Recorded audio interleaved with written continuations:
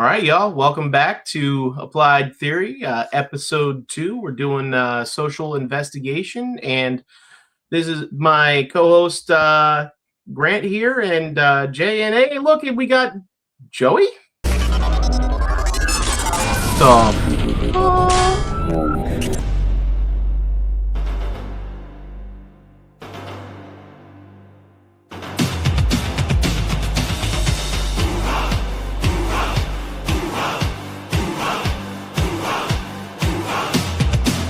Let's go!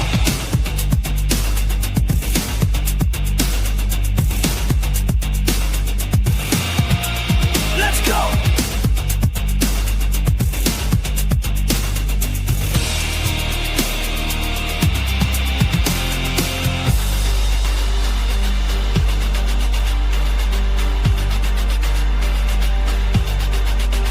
Let's go!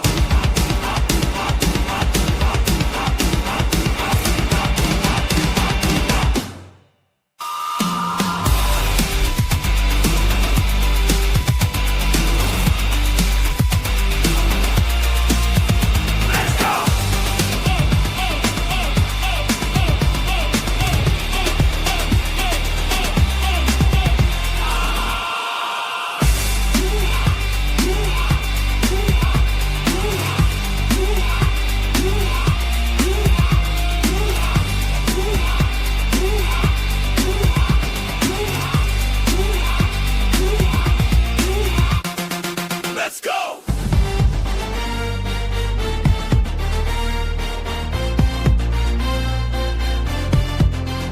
I'm on steel!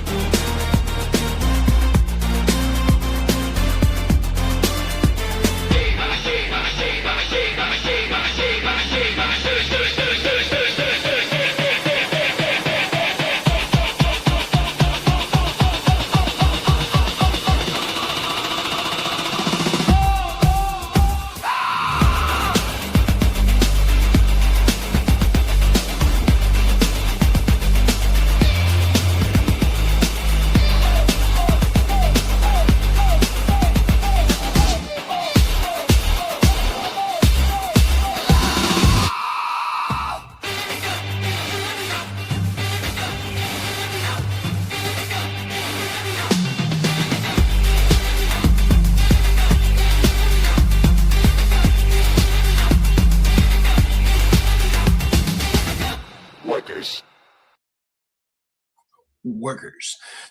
All right. Hey, so this is the second episode of What is to Be Done from the Applied Theory channel. The subject for today, as we promised, is going to be the social investigations. Now, our party does this as actually a prerequisite. Now, if you listen to our podcast, the report back, one of my answers was, I even conducted a social investigation on my chapter because, of course, anytime you show up somewhere, you want to know who the people are, and you want to make sure that you're addressing their actual concerns. You're not just injecting yourself upon them, right? So it's also an extraordinarily important part of the democratic process. Now, a lot of people have some very sort of ossified ideas about what democracy is. But there is this new type of democracy, believe it or not. You'd think it's been around for thousands of years, so it couldn't get better, but it does, and it has. It's called whole process democracy. Now, the CPC, they coined this term, this phrase, and they released it in a white paper from their central committee back in 2021. Now, I did a lot of investigation on this stuff. And one of the coolest things about it is they will investigate first before they do anything. They go out, the mayors, for example, and there's a really good documentary called The Mayors, or Chinese Mayors, I think it's called. Yeah. Happy to link it down in the description so that you guys can get a look at it, because it's does a really good job of showing you what whole process democracy looks like.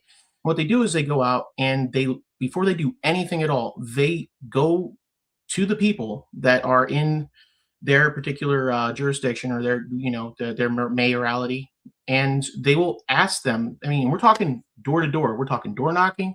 We're talking. They will set up an entire phone bank, so that their people can call in, with any kind of issues and whatsoever, and they talk to their people. And when they talk to the people, one of the major things that they're interested in is what matters to you most. What are the things that you care about? What are the things that you need fixed or that you want to see happen in this, in this city, in this mayorality? And then how can we do that? Now, of course, China is way the heck more developed than any of us are in this particular case. So they have an entire hotline. People can just call up and be like, "I got a pothole," and one day later, the pothole is there's a work crew out there and the pothole is fixed. Now, this is, believe it or not, democracy, because when the mayorality is accountable to the people's requests, and they are, because the way they hold those mayors accountable is they basically they have to have I think it's over a 60% approval rating, or they get fired straight up. They just get fired. Actually, I think they get booted out of the party. I'm not 100% certain on that, but 60 is an abysmal number. Now, if you take a look at congressional approval levels, I think it's in the teens, isn't it? Right? I think right now it's got to be. So that being said, they have to actually respond to the people in real time, and they do. Now, for them to actually get promoted, they have to be in like the high 80s, like a high 80%. So it behooves the people who take up these positions to go out and do the things that the people want them to do. Now, the other part is when they go out to these honestly, they go out to all the different homes. Now, some of these mayor rallies are a little bit larger, so they have a whole team of people that'll go out.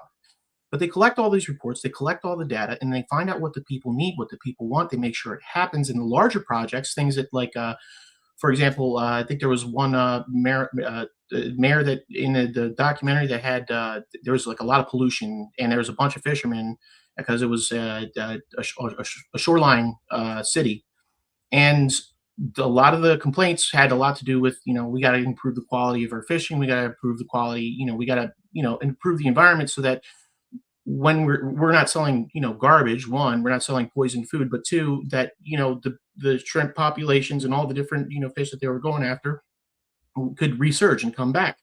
And so they did that, and then they launched a long process. Now, this is all because of social investigation. People, if you walk in somewhere and you just say, "I'm going to do this," and you didn't find out whether anybody wanted it, then that's not democratic. That's just showing people, imposing whatever policy that you want on people. This is not how we intend to work here in the ACP. In fact, we do social investigations, obviously small scale, nowhere near the kind of stuff that China does, because we don't have the resources to do that yet. But that's what we're trying to build. Now, me personally, I would start off, because we have to start small. This is how we're starting. This is, I go over to churches. I get to know, the people that are there, because already there's, communities in your community that are organized and are, willing to do things, or actually trying to do things to improve the community. So it behooves you to get to know who the community leaders are. But it doesn't stop there. You want to go to, you want to find out what the actual issues are, how money's getting spent. So you go down to city councils, or part of city halls. You attend the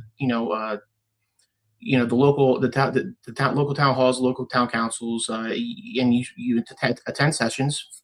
Sit and just listen, record, find out what they're spending, what they have problems, not being able to afford. Find out everything that's going on in your particular locality, so that you can understand what the people actually need. The other part that I do, and we do, now I take it as I wouldn't say a step further. For me, our local black barber shop, believe it or not, is like the place where all of our community leaders hang out, and they all talk. They talk to the barbers. The barbers are highly interested in everybody's lives. I find them to be absolutely fucking amazing, and they're just some of the best people ever. So I'll just talk to them. I'll spend an afternoon talking to them, finding out okay, so what's going on with the closed down school over here. What's going on? What are the major problems that the town has?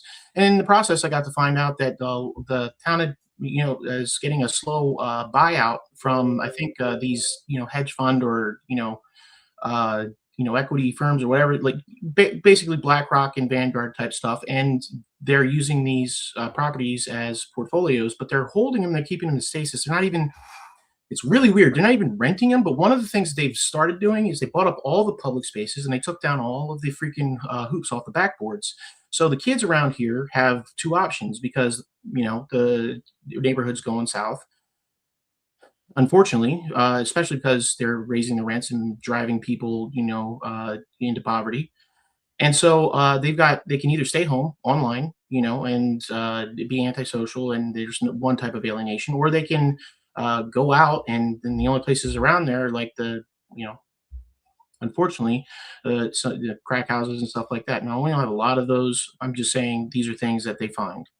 That being said, the biggest complaint is there's no spaces for the kids to play. There's no spaces for for regular people. There's no public spaces for them to do something productive. And so, in our chapter, we are well aware that they need some community gardens. They need some. We need to get a hold of some property eventually, and start putting the freaking hoops back on the backboards, and start some maybe a few youth programs, and eventually start a community center. This is all things that we have on the docket. It may take a long time to get, but we are going to do it, and we know we're going to do it. So the only reason I know these things, though, by the way, is because I went around, I got to know people, and I started asking. Now I'm gonna leave the uh, floor open for the rest of you guys. Just some of the other methods that you guys have been using. Now, Jay, I know for a fact that you are a part of the interview that we have coming up. So I know that you guys are doing the Turner's Tennessee for Rural Life. So I'm not going to say don't, but anything that you haven't talked about in that interview, because we pre-recorded it.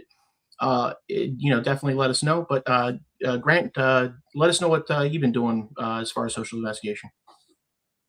Our chapter recently implemented a new policy wherein every month it rotates to whose primary job it is for conducting the big social investigation of that month. Pretty soon, I do want to start using the Tennessee chapter's methodology of canvassing. I have a lot of experience with canvassing myself, but very recently I conducted a pretty big social investigation into the Milwaukee Peace Coalition, and specifically why they are so I don't know if fragmented is the right word, but not unified at all in terms of messaging. Where I'll see some of these organizers and some of these higher ups within that coalition, which includes organizations like Peace Action, etc. And on one hand, they'll be consistently anti-NATO enlargement. They'll be pro or anti-nuclear proliferation, et cetera, et cetera. And they'll take the side of Palestinian liberation. But then, on the other hand, showing up at their events are people who join in and say that they're with the messaging of the Peace Coalition, but then they're waving around "Stand with Ukraine" signs, or they're squeezing in a lot of eco messaging that maybe would be more sensible elsewhere, but not with whatever the rally is supposed to actually be centering on. Why is it that this coalition is the way it is? Is there some kind of dark money at play? Are there saboteurs? Is it due to decadence? Could it be all of them? I don't know for sure, but I did conduct an investigation to make my observations and at least try to gain some insight into what is at play here and why do they seem like such a deliberately ineffective coalition. A lot of the way that we use ours, this is what we talked about in the interview, is through data, and these can be used in so many ways to develop campaigns or to just train people and getting over social anxiety, and it can also help the party as direction for our efforts in moving forward. It can be used to compare between regions. Any positive work on a local issue can not only boost morale party-wide, but also show an example of what to do if an issue is present elsewhere. And this can easily boost momentum through consultation and combined efforts. So I think that also I mentioned this in the interview, that it was an anti-fascist tactic, but I didn't really go into why. Because a lot of these rural areas are the key demographic for Patriot Front and these types of organizations. So when we go out there, we give them a positive view of people with our ideological backing or background and worldview. And in that process, a lot of what gets folks into fascist ideology is anti-communism. It's a big facet of it. I know of any other leftist group who's actually reaching out and trying to stymie this trend. All right. Well, now that we've covered sort of some of our methodology, let's kick it over to the interview. Welcome, Eli. Guys, Eli is from the Tennessee Rural Outreach as well as the ACP Tennessee chapter. Now, he's been doing a lot of good work with social investigation. They've been doing a lot of door knocking, both him and Jay, which are both part of this particular organization. And so we got a lot of questions for him. So let's get us started. First, though, I want you guys to basically just tell us what Tennessee for Rural Life is. Yeah, so Tennessee for Rural Life is, in a way, the Tennessee chapter of the ACP's mass organization. At least that's one function of it. It also serves as our chapter enterprise, in a way how we kind of fund the operations for the chapter. But the mass organization aspect, it's a way for us to engage with communities and embed ourselves in them without having to require of people the kind of ideological commitment and the commitment in general of dealing with a Leninist party like the ACP, right? In order to be involved with TN for Rural Life, all you really need is to just agree with the general platform and strategy of the organization.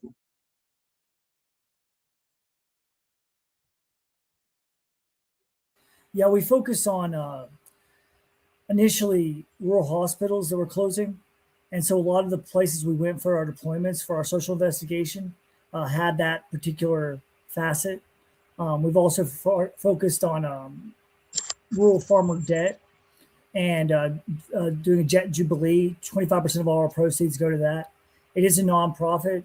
And we also are working on forming staffing agencies for farmers markets and bringing in people's goods from the places that we canvass through our Knock Every Door campaign into those markets and expanding the business of existing enterprises across Southeast Tennessee predominantly. What's some of the feedback you guys have gotten from this so far? In terms of feedback, it's really depended based on the community we've been doing outreach in. And that's kind of something that we've learned in this whole experience, is that even in a relatively small state like Tennessee, with only about 7 million people, there's quite a bit of variety in terms of the types of communities you're going to be interacting with. In West Tennessee, where there's a long history of primarily agriculture, as opposed to the eastern part of Tennessee, where there's more of a tradition of things like coal mining and industry. It might sound like these are kinds of things that don't really matter a whole lot in 2026, but there's some pretty significant cultural distinctions between these different types of regions. And these distinctions become really pronounced when you actually go down and knock on these people's doors and talk to them directly. And we don't want to paint with too broad of a brush, but what we have noticed is that, in some communities or in some towns, people are a little more receptive to our message and are very interested and open-minded. And then in some places, there's kind of a culture of, they don't really like outsiders, so to speak, in their eyes, stirring the pot and causing controversy. Um, and so just getting that kind of information and that kind of data ahead of time, it really helps us kind of mold our platform and our strategy as a chapter. And we're trying very much to, use opposed book worship as our guiding work. And we want to develop with the people, not impose. We don't have an agenda in going out there. What we have is questions about their agenda, and trying to, in the process of analyzing the given situation, in the process of doing the work with the people, whether it be through our door-to-door campaign or going out to farmers markets, flea markets, etc. We want to show our analytical tools, right? Our science, the method by which we look at the world, right? Once we've decoupled them from the discourse, like we talked about in the last episode, to show them an example by which we hope that they start taking a part in as well. And we use very much a 5% 20 times versus 1% or 100% in one go. That way we can, slowly pull people along as we build trust with them. And then by the time that they're working with us and stuff like that,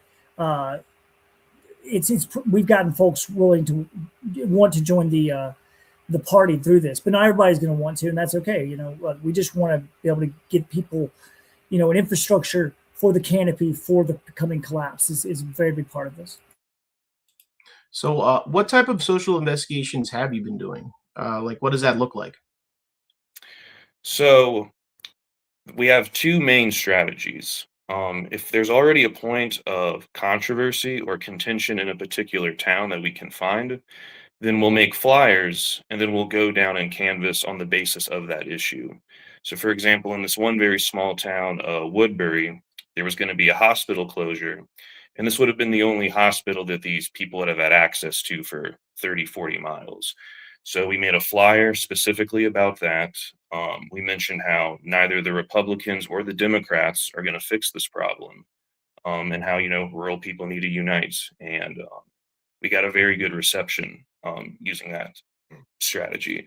Now, this is a town where we don't really know what's going on. Then we just go straight to the door-to-door knocking and see if we can suss out the situation that way. And so, sometimes we get very national issues such as cost of living, lack of jobs, things that we really can't move on. But eventually we'll, and nobody expecting door-to-door journalism, let's be honest. So some people, you have to kind of suggest something that maybe somebody else said. And when we're going in dry, so to speak, or cold, that we do have to kind of use rural hospitals, farmers' debt, anything we know, just from living in this area. But once we get somebody to spill the tea, we knocked 60 doors one day, and when we knocked last, we stopped after that. But was somebody who just spilled told the whole town flesh-eating bacteria in the lake. This is in Smithfield, Tennessee. Black mold in the schools. They were building a new jail rather than taking care of that. The 4 families run the whole town, and it's corrupt. Apparently, as the police are corrupt, and and then essentially there was cartel activity in the local Mexican restaurant, we had a person who was a reserve in ACP there with us to see that this was this is all stuff he'd heard before too. So it wasn't just somebody speaking out of So that's part of what we do is get those kinds of. We got really good reception from that kind of thing, and then another thing that we, in terms of the hospitals, we've talked with lawyers, we've talked with teams of people who are with the Federation of Workers Cooperatives, and we've determined the capacity to be able to, if we can get with the right people, do a multi-stakeholder option where the local government would lease out the hospital to the workers who are doctors and healthcare professionals who have enough money to form an ESOP. And if this place is already going to fail, because there are 2 reasons why these things are failing. One being their highest recipient in Medicaid, or 2 being that they are in the red. And the number one expenditure of these hospitals is corporate salaries. So if this ESOP model goes through, they can buy the hospital out. The town doesn't want to lose doctors. It doesn't want to lose a hospital, so people don't move in. So we do have a plan for how to, if we can get in those right doors. And that's just a process of meeting enough people, networking, going into farmers markets, doing all the things we do in each of these towns as much as we can. And so we need a lot of people to join us. And that's something we hope to do in the process, is get volunteers and put them into civics programs so that we can then network them with these other people in other areas. Yeah. So ACP Tennessee trying to save rural hospitals. Love it. So what particulars are there to your region that change the material conditions and thus your approach? So, without getting too in the weeds on this issue, because I could honestly talk about this for hours, but the Southeast in particular historically has a unique relationship to industrialization compared to the rest of the country. And so what that means is that the rich labor history that America has, it's not quite the same in the South. I guess you could say a kind of proletarian subjectivity was maybe not as formed amongst the masses. And so because of that, there's not much of a culture of resistance, I guess you could say, or labor struggles and whatnot.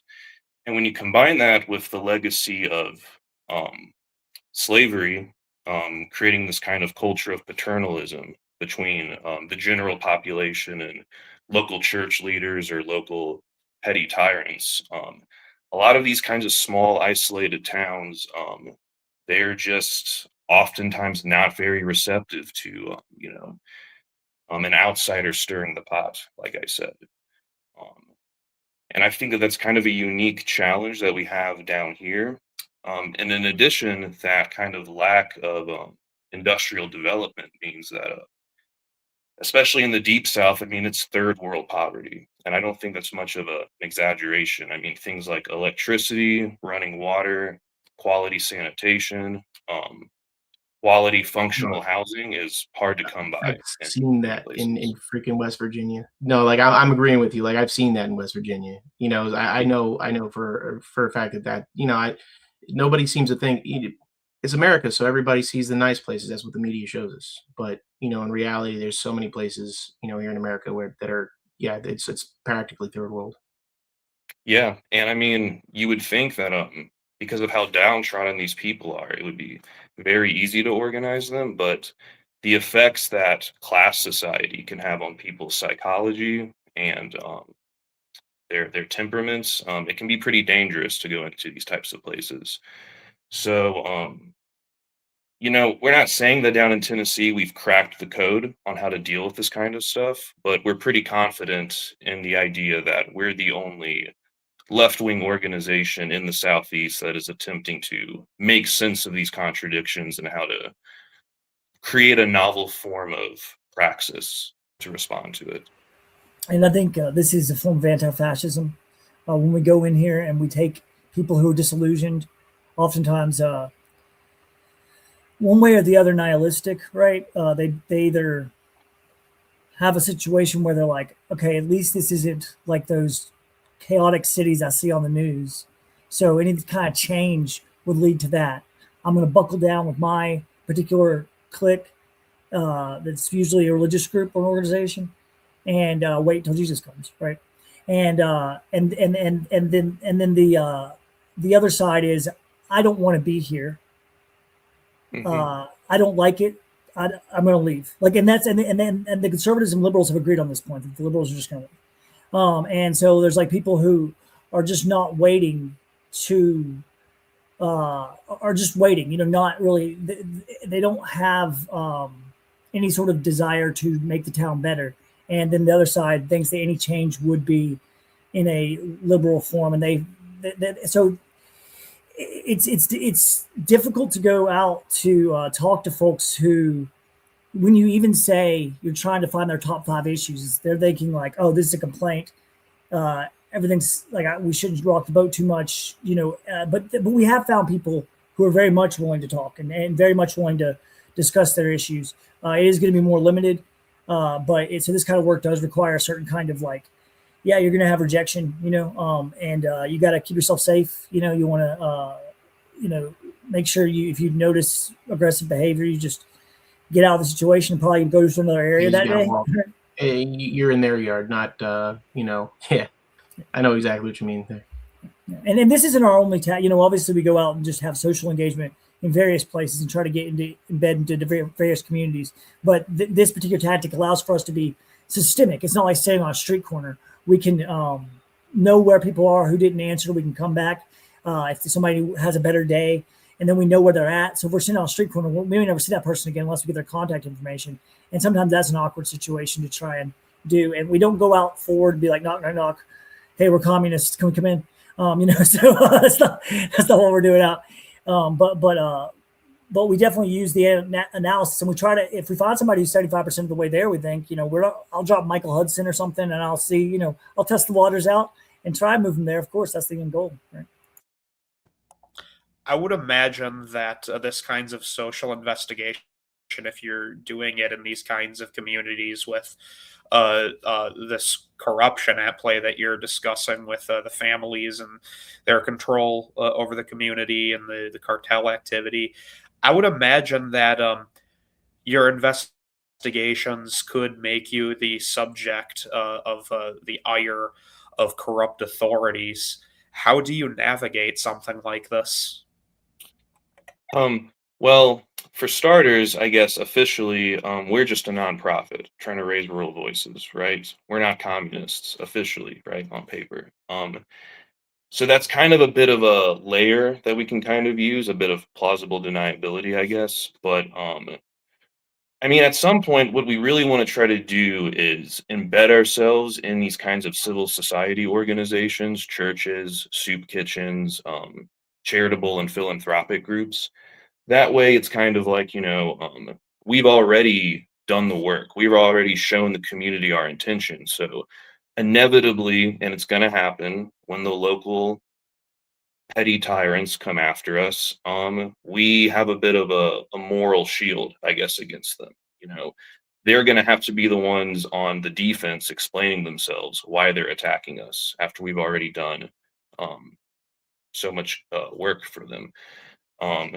And also, too, I mean, and this is kind of a long-term way of looking at things, but because we're also planning on making a lot of money from this endeavor with the connections we're making at the farmers market, selling our own food stuff, hopefully we can build the capital to where we can mount an organized campaign against these people.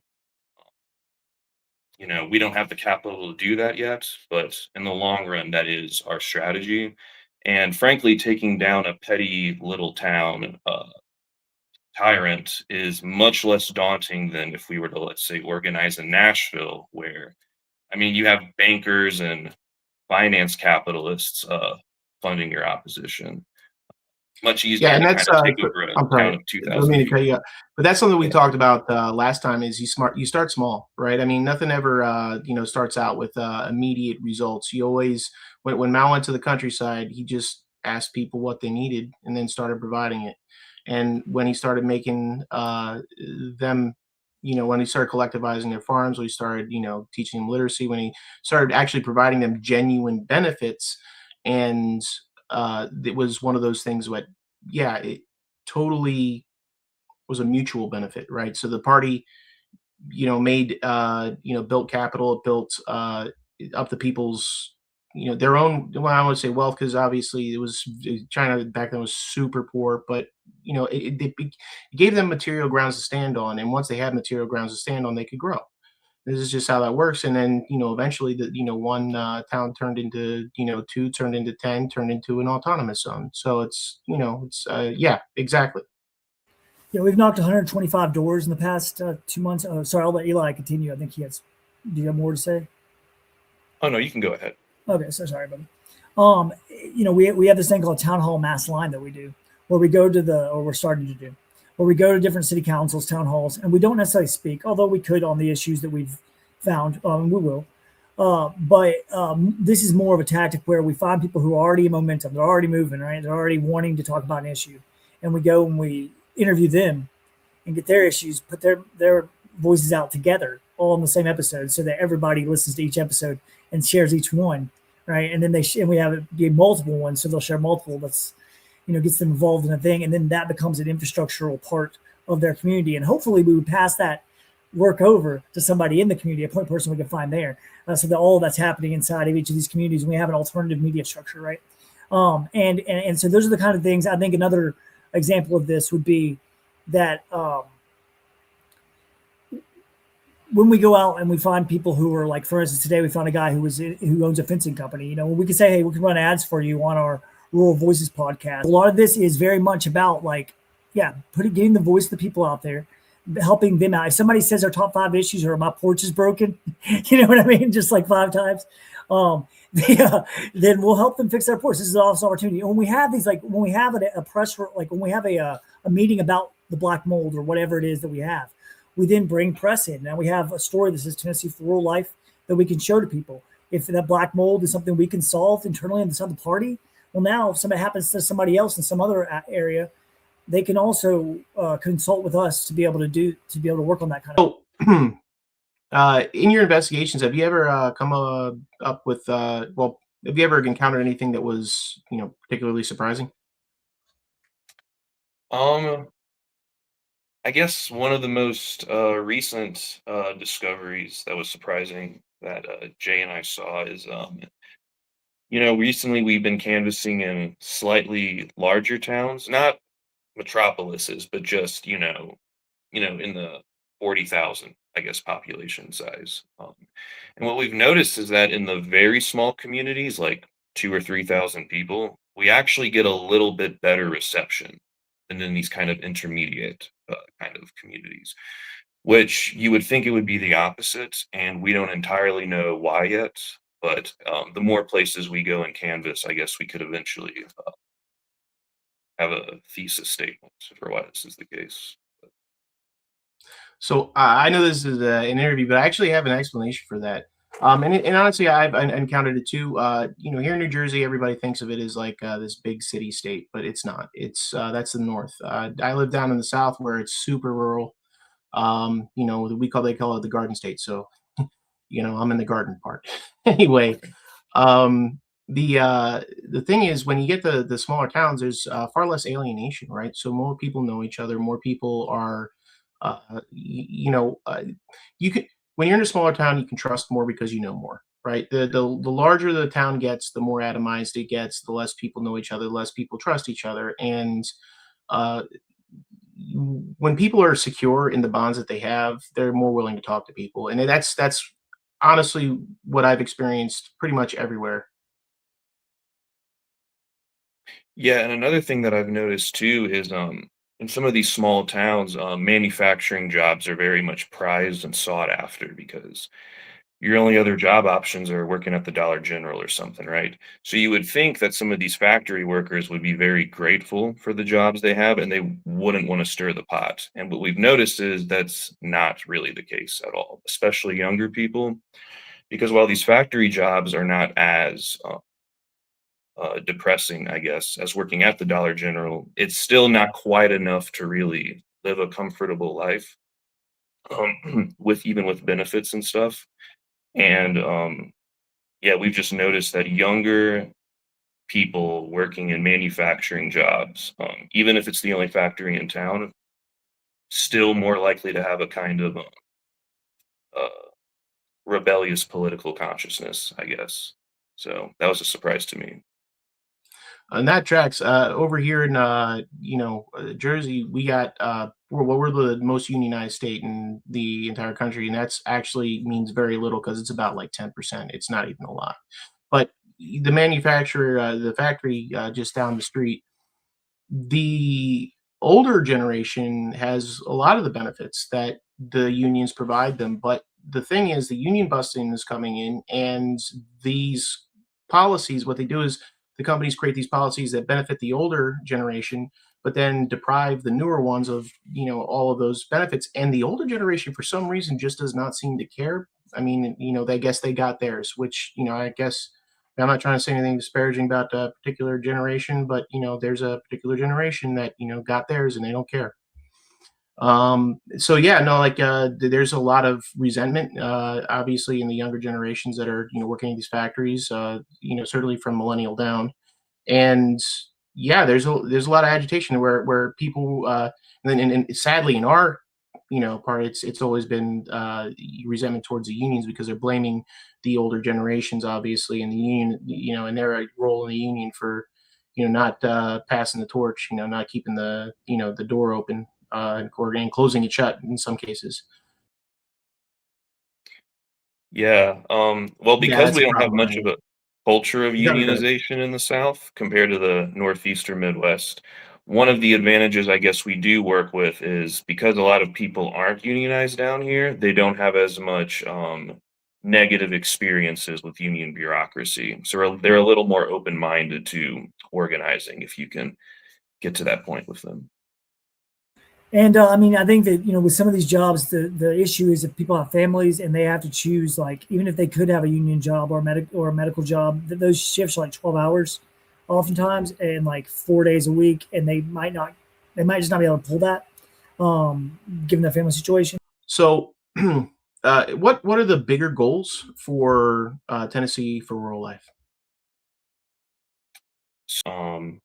Have it be a functional mass org to where we can fully embed ourselves without any ideological controversy in any church, charity group, or civil society institution we can, and hopefully put ourselves in proximity with the masses in such like an intimate way that when we hopefully do a kind of more forward-facing ACP organized thing, our propaganda and our rhetoric and our knowledge of the people's sensibilities will be so airtight that we can really make it effective. So I guess you could say the broader strategy of TN for Rural Life, in a lot of ways, is a means of collecting data, very important data about the communities that we're going to be working. I have one question. It's to leap off of this simply because I don't think we covered it all that well, or if we did, I'm not sure. But so what exactly is the business model for this? Like, how exactly are you monetizing? Because it sounds, without that context, it sounds a little odd. So I just want to hear, what is Yeah, that? so Jay can probably explain like the license plate program and that aspect of things. But because we're going to be doing outreach at farmers markets, we're also going to be having tables there. And many people involved in Teen for Rural Life have experience in the food industry. And because in Tennessee, we have very lax cottage laws and very lax laws on what types of food products can be sold, we are going to be selling food products using local ingredients bought by local farmers in an economic way, of course. And that'll be one of our sources of revenue. And Jay can explain that. Thanks. Yeah, and so we'll be selling various merchandise related to farmers markets. So we'll have bags for people. We'll also have vanity plates for people to put up as decoration. Everything's going to have our name on it. Gift wrap that we're making, that we're sourcing from local artists, that has 4 farms featured on it. 6.25% of all of the proceeds from that particular purchase goes back to those farms. They don't have to put any money down to do that. So then we also have, and of course, 25% of all of this goes to the Farmers Debt Jubilee. We have a license plate program wherein the state pays, if you get 1,000 people to buy a license plate for $35, sign up for it, then you can get $17,000, and the state will get $17,000, and your license plate will be put in books all over the place. The Libertarian Party did the same thing as well. So we're rolling that out slowly. We also want to staff these farmers markets. We want to expand and be able to go to other places. So we want to make that into a facet. Grants are going to be another big part of this. Allowing people to run ads on our podcasts and our media programs is going to be another part of that. We have made a little bit of donations, and you can donate to us, and we can put those links up below if you wish. Yeah, we'll go ahead and add those links to down in the comments there. Everything. I do want to thank you guys though for coming on the show today and for speaking to us about this. Thanks guys for Thank you guys. Giving us your time, and it was a great interview. Appreciate you. Nice talking to you guys. All right. So something that we said, and we said this in the last episode, was that we were interested in finding out what your top 5 issues are, the audience. We promised the link. I misspoke. We got comments down below. We want you to fill the comments with the top 5 issues, both whether it be the local issues that you have, whether it be the national issues that you have, or the international issues. Now, obviously, we are still not able to handle national or international. We can do a few things, and obviously, we can coordinate between chapters and go out and do some fairly large things. But right now, we are mostly limited to what we can do within our chapters, and that means we can tackle some local issues. So if you guys have local issues, one of the things that you can do or help us out, if you're comfortable with that, is to let us know what state and let us know what those issues are. So this is how we're using this particular platform. What is to be done? This, and through in our Applied Theory channel, and we're going to take this information that you give us. We're going to send this information back out to our chapters. We're going to send it out to national, and we're going to try and tackle the things that you guys care about the most. So understand, in the Applied Theory channel, we're applying theory, and this is why social investigations. Social investigations specifically are extraordinarily important because, once again, we could be doing a lot of stuff, but if that stuff isn't the stuff that you guys want, then it's not useful, or it's certainly not important. We want to tackle the things that are important because this is part of the democratic process. I know everybody thinks democracy equals elections, equals representatives, equals putting someone in office and then waiting for 2 years for them to betray absolutely everything that they promised they were going to do. But we don't do that as communists. What we do is we find out what actually is needed. By the way, Mao did this, right? Mao did this. He went out into the countryside, and the first thing that him and his small group of cadre did is they went out and they went to the local farmers and they said, what is it that you need? Oh, goodness.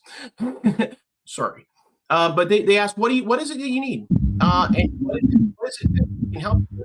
And then what they knew and what they could pull together, and they organized the Chinese to actually accomplish collectivizing, accomplish manufacturing, to producing, so they had a financial base so they could start solving problems, so that they could start building some actual democratic sovereignty among their local groups and their local farmers.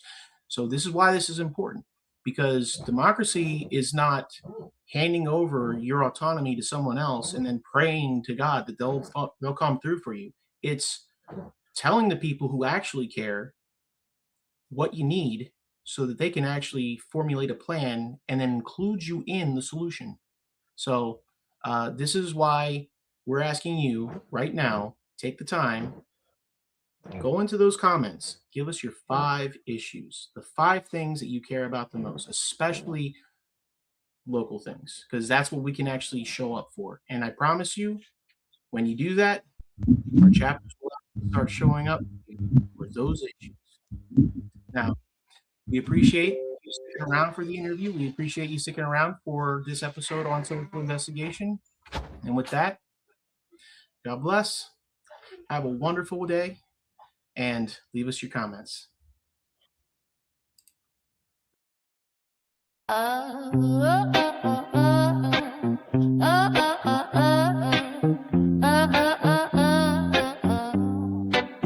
We're spending billions every year for guns and ammunition.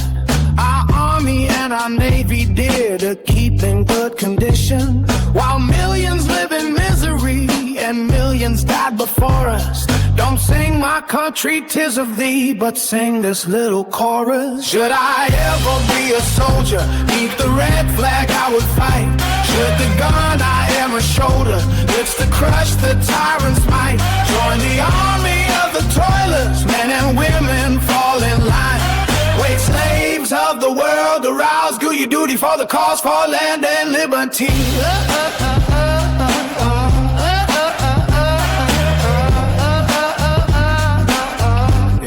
Yeah.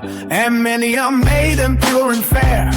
Her love and pride must offer on Mammon's altar in despair to fill the master's coffer.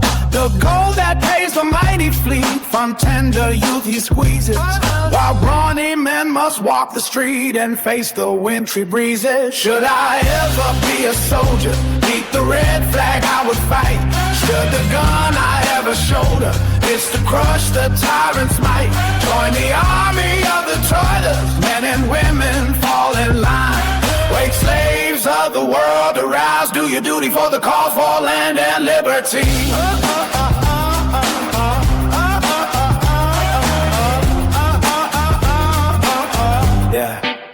Why do they mount their Gatling gun 1,000 miles from ocean, where hostile fleet could never run? Ain't that a funny notion?